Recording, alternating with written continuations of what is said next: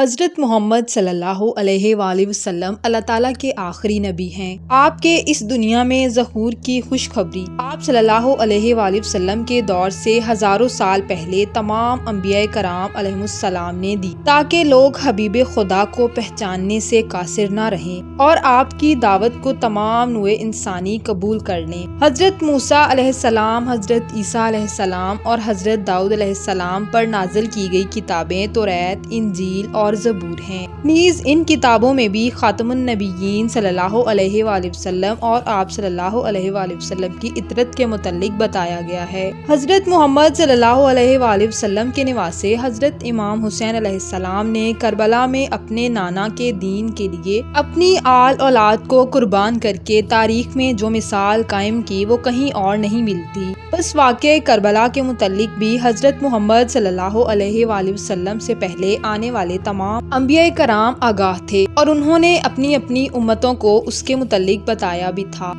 یہی وجہ ہے کہ حضرت محمد صلی اللہ علیہ وآلہ وسلم اس دنیا میں آئے اور آپ نے دین کی تبلیغ کا آغاز کیا اور لوگوں کو آنے والے واقعات کے متعلق خبر دی، تو یہود و نصارہ نے بھی اس کی تصدیق کی۔ اسی سلسلے میں حضرت سلیمان علیہ السلام کا ایک واقعہ بہت مشہور ہے۔ حضرت سلیمان علیہ السلام اللہ تعالیٰ کے برگزیدہ پیغمبر ہیں۔ آپ کو اللہ تعالیٰ نے جنات اور انسانوں پر حکومت عطا کی۔ آپ کو ایک تخت عطا کیا گیا جس پر بیٹھ کر آپ مشرق و مغرب میں سفر کیا کرتے تھے۔ ایک دن حضرت سلیمان علیہ السلام اپنے تخت پر سوار تھے اور ہوا اس تخت کو اپنے کندھوں پر اٹھائے جا رہی تھی کہ آپ کا گزر میدان کربلا سے ہوا۔ میدان کربلا کی ہوا نے آپ کے تخت کو 3 دفعہ اس قدر زور سے حرکت دی کہ 3 دفعہ آپ کو گرنے کا خوف ہوا۔ پھر وہ ہوا ٹھہر گئی۔ حضرت سلیمان علیہ السلام کا تخت فرش پر اترا۔ حضرت سلیمان علیہ السلام نے ہوا پر عتاب کیا کہ وہ کیوں ٹھہر گئی ہے، کیا سبب ہے؟ ہوا نے عرض کی کہ اس کا اس زمین پر ٹھہرنے کا سبب یہ ہے کہ اس زمین پر حسین ابن علی علیہ السلام شہید کر دیے جائیں گے۔ حضرت سلیمان علیہ السلام نے پوچھا،